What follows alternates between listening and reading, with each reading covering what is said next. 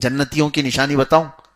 اللہ فرماتا ہے، اور اسی کو وہ جماعت والے یوں بتاتے ہیں کہ ان کی پیشانیوں پر سجدے کا نشان ہوگا، ان کی پیشانیوں پر سجدے کے نشان ہوں گے، اس لیے وہ شامی کباب بنا لیتے ہیں گھس گھس کے. اور سنی بھی تو نماز پڑھتے ہیں، ہم بھی برسوں سے بچپن سے نماز تو چھوڑتے نہیں، لیکن ہمارے نہیں آتے، اور کچھ کے بہت کالے کالے دھبے آ جاتے ہیں. اس کی وہ فضیلت بیان کرتے ہیں کہ یہ اللہ نے قرآن میں فرمایا جنتیوں کی نشانی ہے پیشانی پر جو سجدے کے نشان ہونے چاہیے، اس کو ہٹانا نہیں ہے، صاف نہیں کرنا ہے. سمجھ کی خطا ہے. اللہ کیا فرما رہا ہے؟ سیماہم فی وجوہہم، وجہ لفظ ہے عربی میں، اور جبہہ یہ ایک لفظ ہے. اللہ نے یہ نہیں فرمایا کہ ان کی پیشانیوں میں سجدے کے نشان ہوں گے، اللہ فرماتا ہے ان کے چہروں پر سجدے کے نشان ہوں گے. ارے چہرہ الگ ہے، پیشانی الگ ہے. چہروں پر سجدے کے نشان کیسے ہوتے ہیں کہ چہرہ دیکھ کر کے ہی سمجھ میں آ جائے گا کہ یہ نورانی سا چہرہ ہے. ہاں الحمدللہ وہ دور سے سنیوں کے ہی دکھتے ہیں، پہچانے جاتے ہیں. سجدوں کے نشان چہرے پر ہوتے ہیں.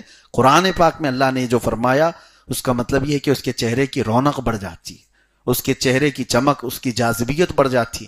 یہ نہیں کہ کالا دھبا بڑھتا ہے، وہ دھبے کی بات نہیں ہے. وجوہہم، اللہ نے فرمایا ان کے چہروں پر سجدوں کے نشان ہوں گے، پیشانیوں کا نہیں ہے. بہرحال تو جہاں جہاں یہ سجدے کا ذکر آیا اللہ تبارک و تعالیٰ نے اس کی فضیلت بیان فرمائی. اور شیطان کو دیکھیں مردود قرار دیا گیا، ابلیس کو مردود قرار دیا گیا. کس وجہ سے؟ سجدہ نہیں کرنے کی وجہ سے. سجدے سے انکار کیا ہے تو شیطان بن گیا ہے. تو آپ اندازہ کرو جو سجدے سے بھاگتا ہے وہ شیطان کے ساتھ جاتا ہے، جو سجدے سے بھاگتا ہے وہ شیطان کے پاس جاتا ہے.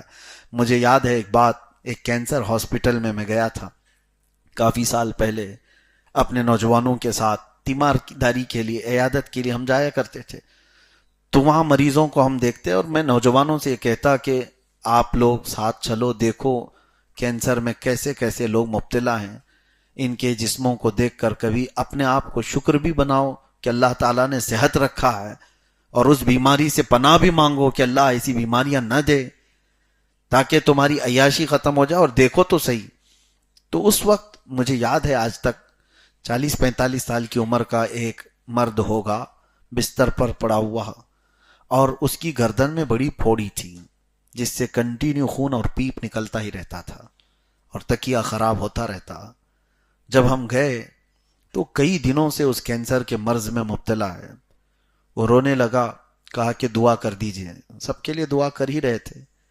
اس نے ایک جملہ کہا کہ حضرت اتنی دعا کر دیجئے، بہت شدت سے خواہش ہوتی ہے کہ سر اٹھا کر کے ایک بار سجدہ کروں، لیکن اب میں سجدہ کر نہیں سکتا، سجدہ کرنے کی طاقت ہی نہیں ہے. سر اس طرح سے جام کر دیا گیا ہے کینسر کی بیماری میں کہ وہ تکیے سے اپنا سر نہیں اٹھا پاتا. اس دن دیکھ کر کے پورے جسم کے رونگٹے کھڑے ہو گئے کہ اللہ نے جن کو طاقت دی ہے، قوت دی ہے، وہ سجدے سے بھاگ رہے ہیں. تمہاری گردنیں سلامت ہے، تمہاری پیشانیاں سلامت ہے، اور اللہ تبارک و تعالیٰ کی دی ہوئی یہ صحت برقرار ہے. اور تم اسی لیے یہ ایک سجدہ جسے تم گراں سمجھتے ہو، بھاری سمجھتے ہو، اور پھر کل قیامت کے دن یہ سجدہ تمہارے لیے بھاری پڑ جائے گا. جو نہیں کرنا، نہیں کیا، وہ بھاری پڑ جائے گا. اسی لیے کہا گیا جو ان سجدوں کے حساب میں نکل گیا وہ باقی معاملات میں بھی نکل جائے گا، اور جو اس میں پھنس گیا وہ بہت لمبا پھنسے گا. اپنی نمازیں کمپلیٹ کر لو اس سے پہلے کہ لوگ تمہاری نماز پڑھتے. اور ایک بات میں آپ کو بتاؤں، بہت تعجب کی ہے، آپ کو زندگی بھر کہا گیا ہے کہ سجدہ کر لو ہر نماز میں، فجر میں، ظہر میں، عصر میں، مغرب میں، عشاء میں، جمعہ میں، سب نمازوں میں آپ کو کیا کہا گیا ہے؟ رکوع بھی ہے، سجدہ بھی ہے. مرنے کے بعد جس کی نماز پڑھی جاتی ہے، جنازے کی نماز میں سجدہ ہے؟ نہیں ہے. جنازے کی نماز میں اب سجدہ نہیں ہے. یہ بتایا جاتا ہے کہ تیرے سجدے کا وقت ختم ہو گیا. سجدہ کرنے کا جو تجھے وقت ملا تھا وہ زندگی میں تھا. مرنے کے بعد جو نماز پڑھی جا رہی اس میں بھی سجدہ نہیں ہے. اور اس کی ایک وجہ یہ بھی ہے کہ جنازہ سامنے ہے تو کہیں لوگ یہ نہ سمجھیں کہ اس کی عبادت کر رہے ہیں ہم جنازے کی. نہیں میرے عزیزو، سجدے کا ذکر اس پورے پارے میں کثرت سے ہے، اس کی وجہ سے میں نے اس باتوں کو آپ کے سامنے رکھا۔ باقی بہت ساری آیات بینات اللہ تبارک و تعالیٰ نے اس میں ہماری ہدایت کے لیے بیان فرمائی۔ قرآن پاک میں آدم علیہ السلام کے متعلق اللہ فرماتا ہے شیطان نے ان کو یہ وسوسہ ڈالا تھا، کیا کہہ کر کے کہ اللہ نے جس درخت کا پھل کھانے کو آپ کو منع کیا ہے، کیوں جانتے ہو؟ اس لیے کہ الا ان تکونا ملکین او تکونا من الخالدین، کہ تم دونوں فرشتے بن جاؤ گے یا ہمیشہ جنت میں رہ جاؤ گے، اس لیے تم کو منع کیا گیا ہے۔ کھا لو گے تو ہمیشہ رہ جاؤ گے یا فرشتے بن جاؤ گے۔ تو انہیں یہ لگا کہ ہم کو شاید اس لیے روکا گیا ہے، ہم کھا لیتے ہیں تاکہ جنت ہماری ہمیشہ کی ہو جائے۔ کھا لیا انہیں۔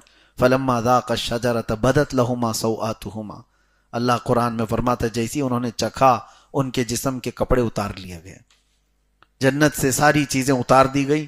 اور پھر اللہ تعالیٰ نے فرمایا قال اہبطوا بعضکم لبعض عدو ولکم فی الارض مستقر ومتاع الی حین، اترو اب زمین پر۔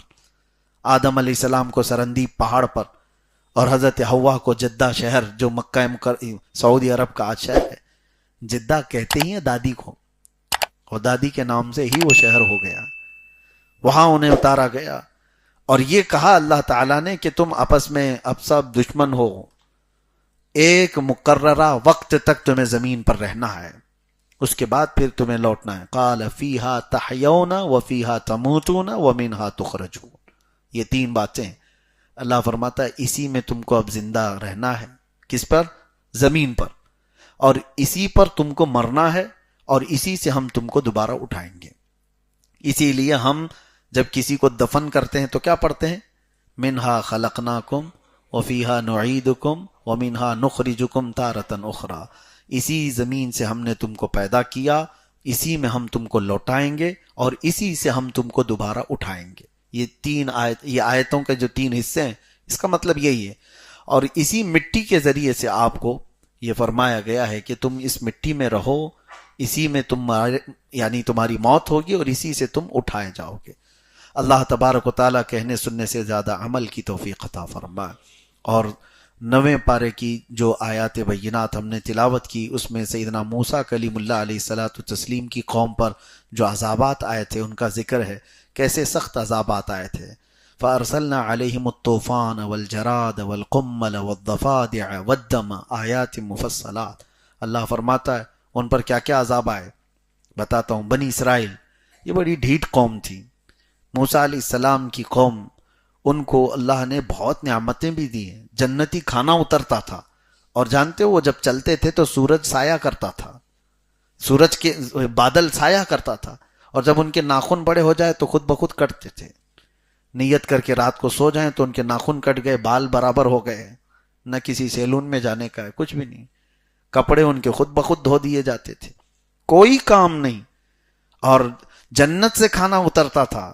ان ظالموں نے کیا کہا موسیٰ علیہ السلام سے کہ آپ اللہ سے دعا کریں کہ ہم کو بھاجی، ککڑی، پیاز، مولی یہ تو دے، یہ من و سلوہ کیا اترتا ہے روز؟ جنتی کھانے کو ان لوگوں نے چھوڑ کر کے یہ کہا کہ ہم کو بھاجی، ککڑی، مولی اور پیاز یہ جو زمین سے آتی ہے وہ والی دے۔ اللہ تبارک و تعالیٰ فرماتا ہے تم اعلیٰ کو چھوڑ کر ادنا کی طرف چلے گئے، اور جو عذابات ان کو آئے تھے اللہ فرماتا ہے فَأَرْسَلْنَا عَلَيْهِمُ الطُّوفَانَ، پہلے ان پر طوفان آیا، والجراد، ٹڈیوں کا عذاب آیا۔ ٹڈی جانتے ہیں آپ کیا بولتے ہیں اس کو؟ چڈے، یہ جو اڑتے ہیں، اس کا بھی عذاب آیا تھا، ایسا اتنا زیادہ کہ ان کے گھروں میں، ان کے کپڑوں میں، ان کے کھانوں میں، ہر جگہ پر وہ سانس تک نہیں لے پاتے تھے، سانس لے تو چڈے باہر اندر چلے جائیں۔ والقمل، اس سے توبہ کیا انہوں نے اللہ کی بارگاہ میں تو اللہ تعالیٰ نے وہ عذاب ہٹا دیا، پھر وہی نافرمانی کی تو اللہ تعالیٰ نے جوؤں کا عذاب بھیجا تھا۔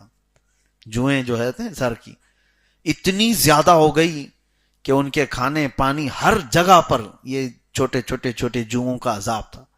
پھر وہ توبہ کیے، اللہ نے وہ عذاب ہٹا دیا۔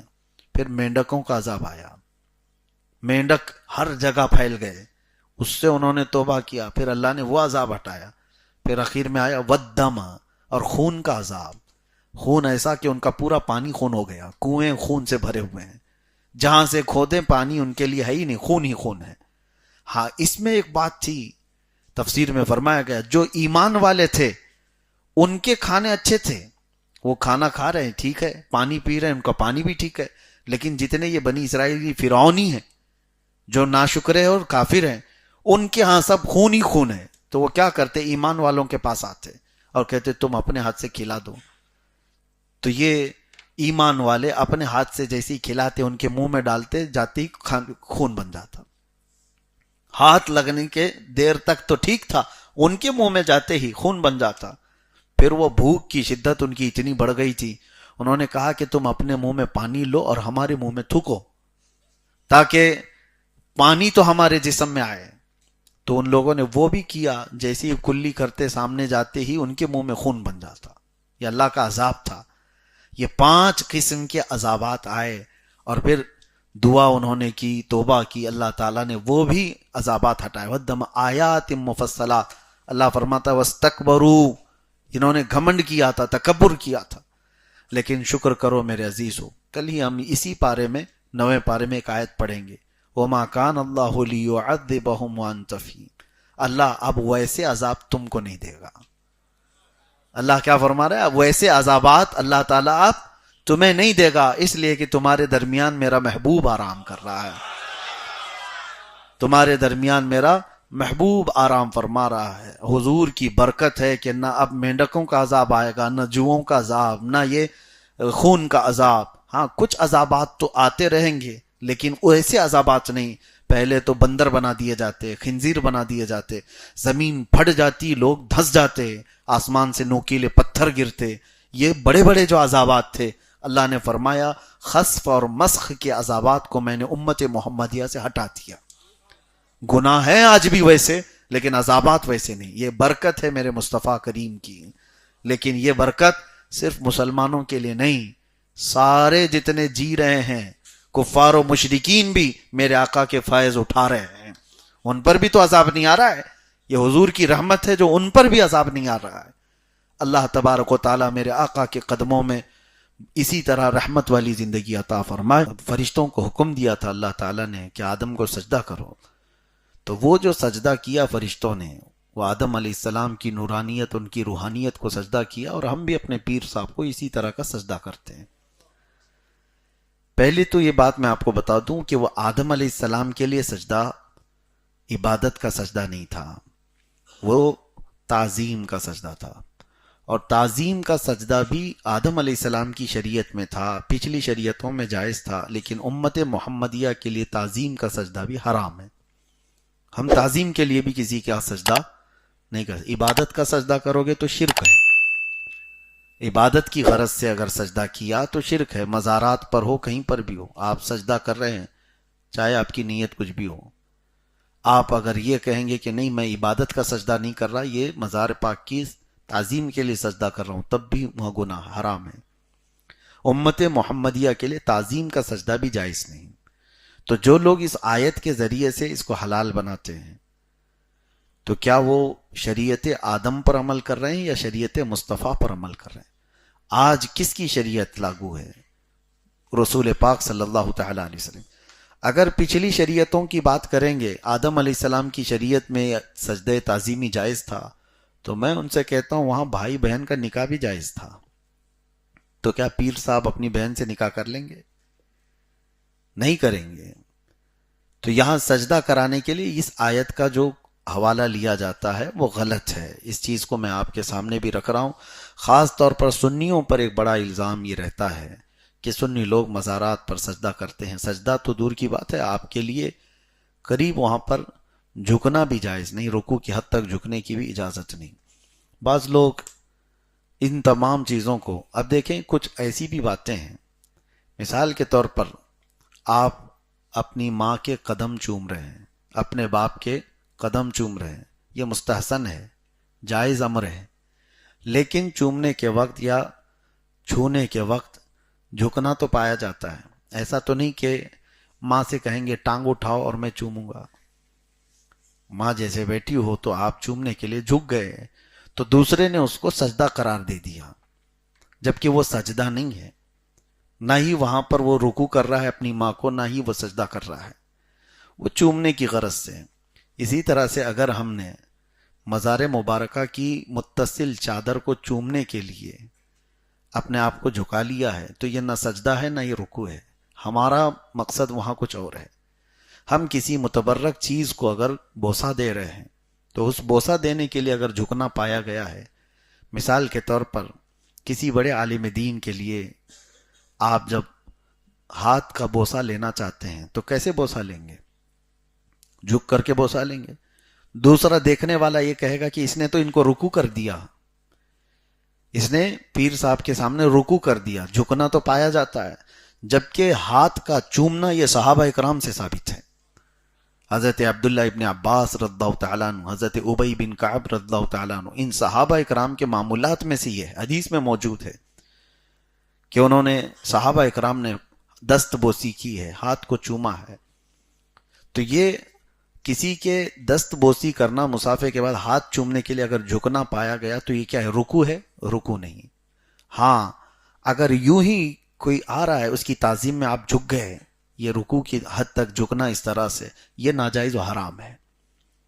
جیسے بادشاہوں کے آنے کے وقت ان کے وزراء جھک جایا کرتے ہیں، اس طرح کا جھکنا جائز نہیں ہے شریعت محمدیہ میں.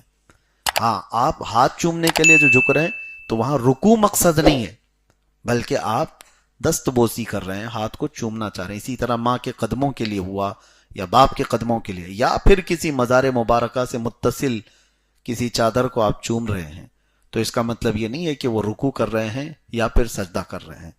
کچھ جاہلوں نے ان تمام چیزوں کو بھی پھیلایا ہے ہمارے خلاف، سنیوں کے خلاف، کہ یہ مزاروں کو سجدہ کرتے ہیں یا مزاروں کی رکوع کرتے ہیں، جبکہ انہیں دیکھنا چاہیے یا صاحب معاملہ سے پوچھنا چاہیے. ہم تو ان مزارات مبارکہ کو سجدہ تو دور کی بات ہے، اعلیٰ حضرت فاضل بریلوی رضی اللہ تعالیٰ عنہ فرماتے ہیں مزار مبارک کسی بھی ولی کے پاس جاؤ تو 4 قدم دور رہو. ادب یہ ہے، ادب یہ ہے.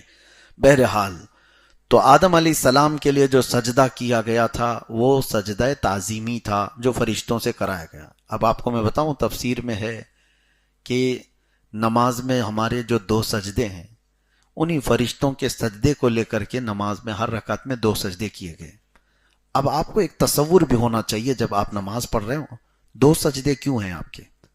2 سجدے کیوں ہیں؟ ہر رکعت میں 2 سجدے ہیں، ایک پہلا سجدہ پھر دوسرا سجدہ. ہوا یہ کہ آدم علیہ السلام کو سجدہ کرنے کا جیسی حکم دیا فرشتوں کو تو سارے فرشتے سجدے میں گئے. وہ تقریباً 500 سال کا سجدہ تھا، ایک سجدہ. یہ تو حکم کے اوپر تھا، اللہ نے حکم فرمایا تو سب سجدے میں گر گئے.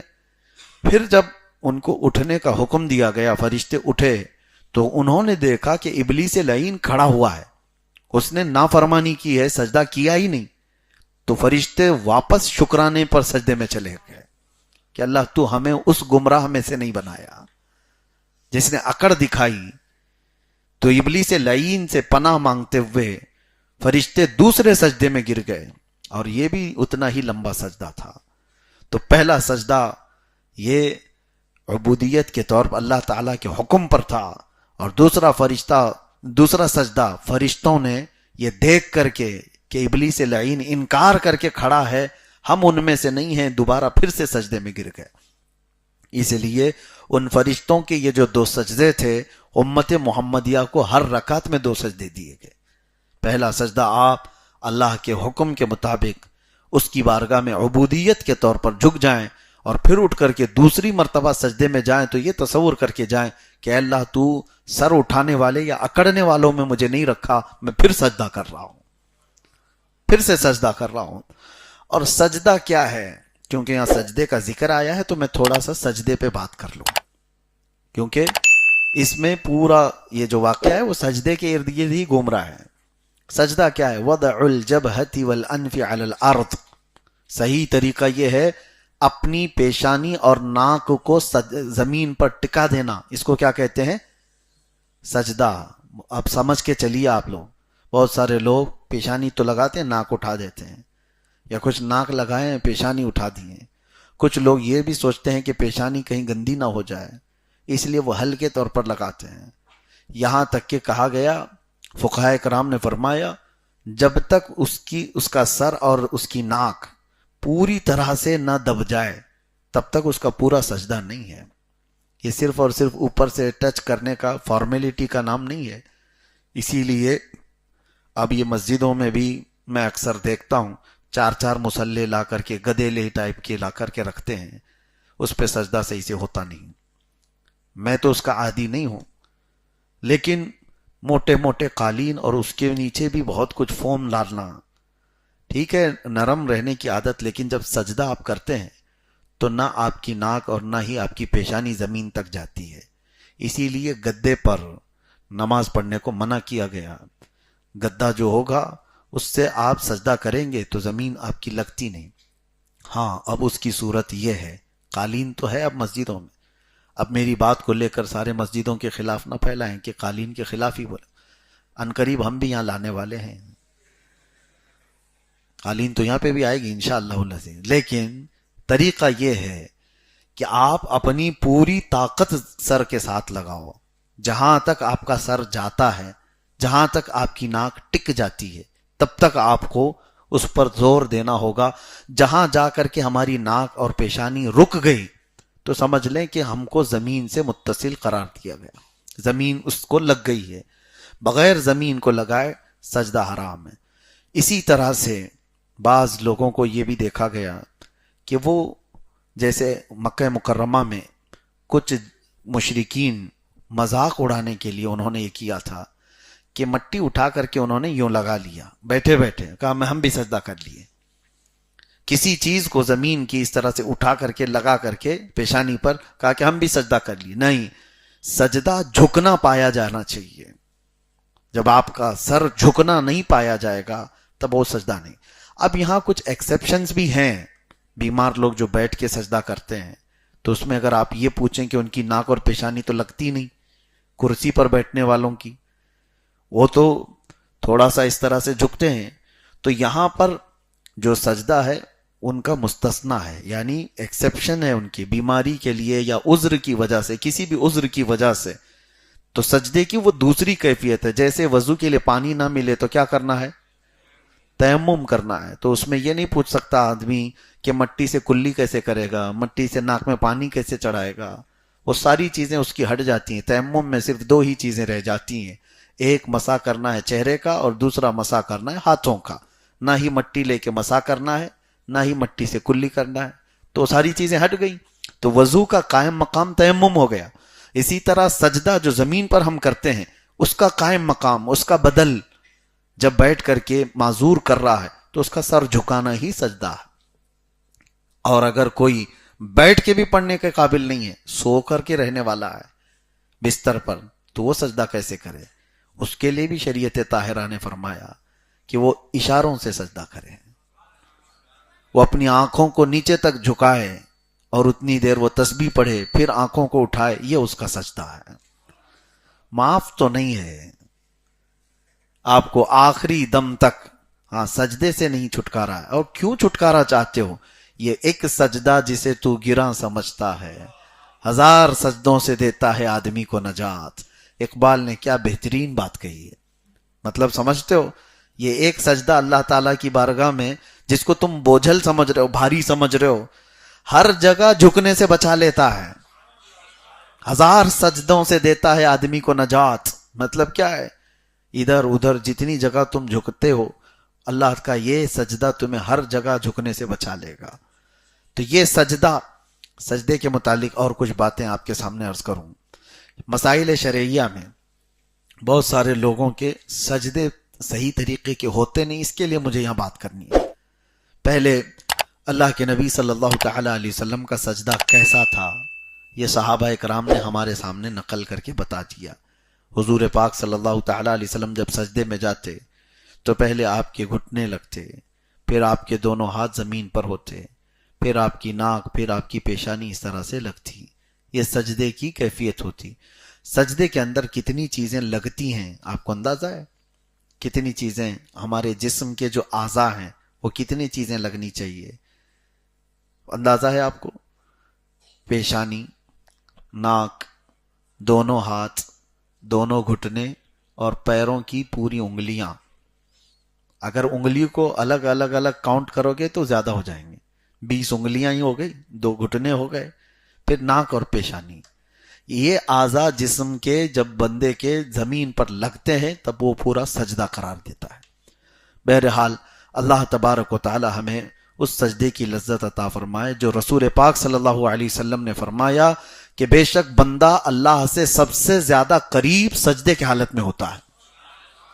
سجدے کی حالت میں اللہ تعالیٰ سے بندہ سب سے زیادہ قریب ہوتا ہے.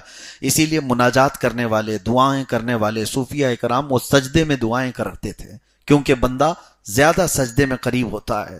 اور یہ ایک سجدے ہی کی تو بات ہے. سیدہ کائنات فاطمۃ الزہرا رضی اللہ تعالیٰ عنہ رات کو سجدے میں چلی جاتی تو فجر کی اذان ہو جاتی تھی، اور پھر وہ سر اٹھاتی تو یہ کہتی کہ اللہ تیری راتیں کتنی چھوٹی ہیں کہ میرا سجدہ پورا نہیں ہوتا. سجدے کے سلسلے میں آپ جتنی تحقیقات سنیں گے. اللہ کے نبی صلی اللہ تعالیٰ علیہ وسلم مدینہ طیبہ سے اچانک ایک دن نکل پڑے اور کسی کو نظر نہیں آئے. صحابہ اکرام ڈھونڈتے رہے اور پھر بے چینی اتنی پھیل گئی کہ صحابہ حضور صلی اللہ تعالیٰ علیہ وسلم کو تلاشتے تلاشتے ہر طرح سے بے قرار ہو گئے. حضرت ابو بکر صدیق رضی اللہ تعالیٰ عنہ مدینے کے باہر ایک پہاڑ کے قریب سے گزر رہے تھے. ایک چرواہے سے آپ نے پوچھا، بکریوں کے چرانے والے سے، کہ کیا اللہ کے رسول صلی اللہ تعالیٰ علیہ وسلم کو تو نے یہاں پر دیکھا کہیں؟ اس چرواہے نے کیا کہا؟ اس نے کہا مجھے تو نہیں معلوم اللہ کے رسول کون ہیں، لیکن اتنی بات ہے کہ اس پہاڑ کے غار میں ایک شخص کوئی زمین پر سر رکھ کر کے اتنا رو رہا ہے کہ اس کے رونے سے میری بکریوں نے کھانا چھوڑ دیا ہے. اس کے رونے کی، اس کے آہ و زاری کی آواز سے میری بکریوں نے چارہ کھانا چھوڑ دیا ہے. تو حضرت ابو بکر صدیق رضی اللہ تعالیٰ عنہ سمجھ گئے کہ یہ سوائے رسول اللہ کے کوئی نہیں. جب وہ قریب آئے تو حضور صلی اللہ علیہ وسلم کو سجدے کی حالت میں دیکھا، اور اس وقت بھی میرے آقا صلی اللہ تعالیٰ علیہ وسلم زار و قطار رو رہے تھے تو اپنی امت کے لیے. وہ بھی ایک سجدہ ہے. اللہ کیا جہنم اب بھی نہ سرد ہوگا، رو رو کے مصطفیٰ نے دریا بہا دیے. حضور کا وہ سجدہ. اور یہ بھی میں آپ کو بتاؤں، حضور پاک صلی اللہ تعالیٰ علیہ وسلم دنیا میں آئے تھے تو سیدہ کائنات بی بی آمنہ رضی اللہ تعالیٰ عنہ بیان کرتی ہیں کہ وہ منظر کیسا تھا جب 3 دایاں آئی تھیں، حضرت بی بی آسیہ، حضرت مریم، حضرت حوا، اور اس کے بعد اچانک ان کے چہرے پر ایک نور کی شعاع چمکی. پلک جھپکتے ہی حضور صلی اللہ تعالیٰ علیہ وسلم پیدا ہوئے. حضرت آمنہ وہ پیدائش کی کیفیت بتاتی ہیں کہ میں نے اپنے بیٹے کو دیکھا جب وہ پیدا ہوئے تو سجدے کی حالت میں تھے. حضور تشریف لائے تھے دنیا میں تو سجدے کی حالت میں دیکھا حضرت بی بی آمنہ نے. نہ کوئی آلائش، نہ کوئی ناپاکی، جسم کے اوپر کوئی میل نہیں، ایسا غسل دیے ہوئے آئے. تو سجدہ جو ہے ہر جگہ آپ کو بلندی پر لے جانے والا. اور میرے آقا صلی اللہ تعالیٰ علیہ وسلم کی ایک حدیث یہ بھی سن لو کہ حضور پاک صلی اللہ تعالیٰ علیہ وسلم نے ارشاد فرمایا من رکع فجل من رکع فجل، جو اللہ کی بارگاہ میں جھک گیا وہ اتنا ہی بزرگ بنا دیا جائے گا.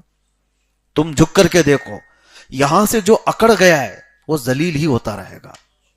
ومن رفع فذل، اور جو اٹھا دیا اپنا سر، نہیں جھکنا چاہتا ہے، وہ ذلیل ہی ہوتا رہے گا.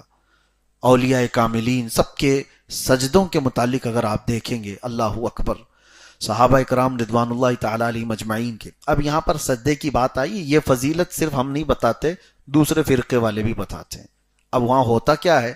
اللہ نے قرآن میں فرمایا ہے سیماہم فی وجوہہم من اثر السجود. رسول اللہ صلی اللہ تعالیٰ علیہ وسلم کے جو صحابہ ہیں اور جو متقی پرہیزگار جنتی لوگ ہیں، ان کی نشانی اللہ نے قرآن میں بیان کی.